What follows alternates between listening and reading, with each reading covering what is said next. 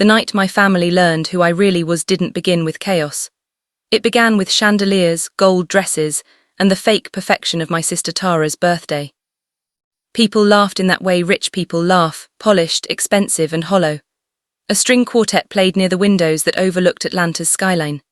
Everything looked perfect, glittering and curated, the Carter family brand on full display. But perfection is just a lid, pressure builds underneath. And that night the lid blew. 2 hours before everything shattered, I walked into the party with a polite smile and a bottle of vintage wine. My mother didn't even bother turning fully toward me. "Oh good Venus," she said, "just put it on the bar." Not a hello, not a hug, just directions. Tara stood nearby, laughing loudly, showing off the diamond bracelet her fiancé Ethan had given her. She had a talent for attention, earning it or stealing it didn't matter. "You look tired," Mom added, rearranging cupcakes like they were more important than her eldest daughter. "You work too much." "I lead a company," I said softly. "You should think about balance," she hummed, distracted. "Maybe help your sister get back on her feet, she's been struggling." Struggling, their favorite justification for every mess Tara made.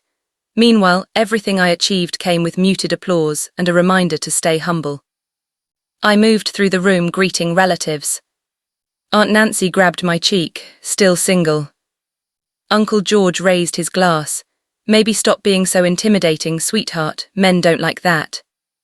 I swallowed the bitterness with my wine. Dad moved through the crowd like he was running for office. When he reached me, he squeezed my shoulder. "You proud of your sister tonight?" "Of course," I answered. He leaned closer. "Family takes care of family, Venus. Maybe it's time you shared some of that success." His tone was soft, but the kind of soft that cuts. Something in my stomach twisted. He was preparing something, a performance. And I was about to be the sacrifice. The toast began. Guests circled the room. Cameras lifted. Tara smiled with the confidence of someone who's always been handed what she hasn't earned.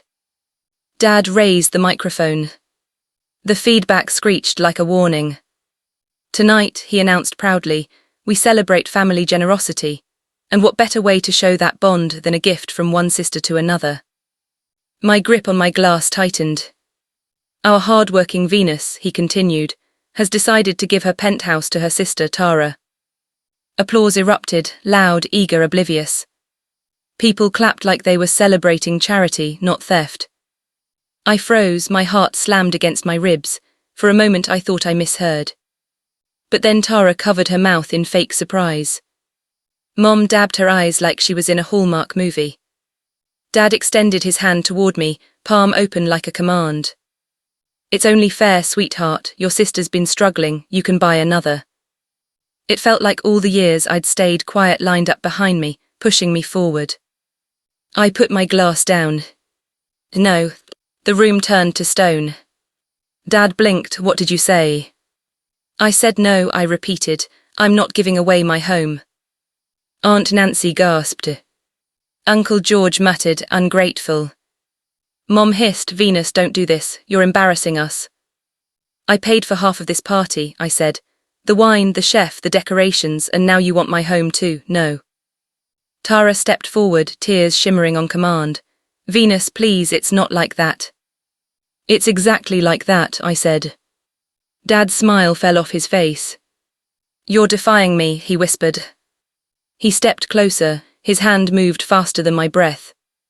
Crack! The slap echoed through the marble hall. My head snapped sideways, my earring flew off, skittering across the floor. Gasps rippled through the room. No one moved. No one helped. No one defended me. I picked up the fallen pearl earring, stood tall and whispered, "Happy birthday, Tara." Then I walked out. The hallway outside was cold, quiet, merciful. Everything inside me felt still, too still, like the moment before a storm chooses where to strike. I took out my phone, one tap. A call I saved months ago. A call Kayla told me to make if they ever crossed the line again. If they do it again, she'd warn me. Don't argue, don't cry, just call your grandmother, she's the one they fear. I had laughed then.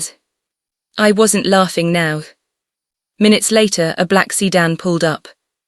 A tall woman stepped out, silver hair, sharp eyes, cane tapping like a countdown. Grandma Margaret. She didn't look at me, she didn't need to. We walked back inside. The quartet faltered, conversations froze, Dad's face drained of colour. Daniel Carter, she said, voice cold as winter steel. Explain why you laid a hand on your daughter. My mother stammered, Tara paled. Guests looked like they wanted to dissolve into the walls. Grandma's cane struck the floor. You demanded her home like she was your employee, and all of you, she swept the crowd with her glare. Clapped.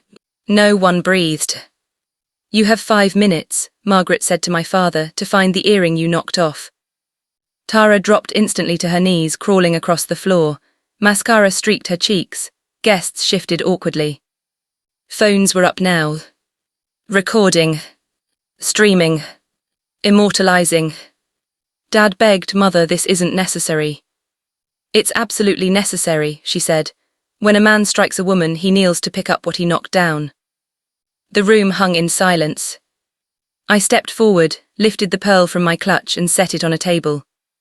It's already found, I said quietly. Grandma faced my father. You run nothing now. As of tonight, I'm rewriting my will. Everything goes to Venus.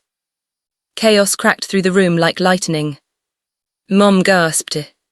Tara froze. Dad's mouth fell open. You can't, he choked. I can, she replied, and I will. Then she looked at me, soft, proud, unshaken. You owe them nothing, take your things and go. I nodded. Dad reached for me desperately. We can fix this, you're still my daughter. Not tonight, I said, stepping back. The party dissolved into panic and whispers as I walked out with Grandma Margaret. Outside, the night air felt new. Like freedom had a temperature.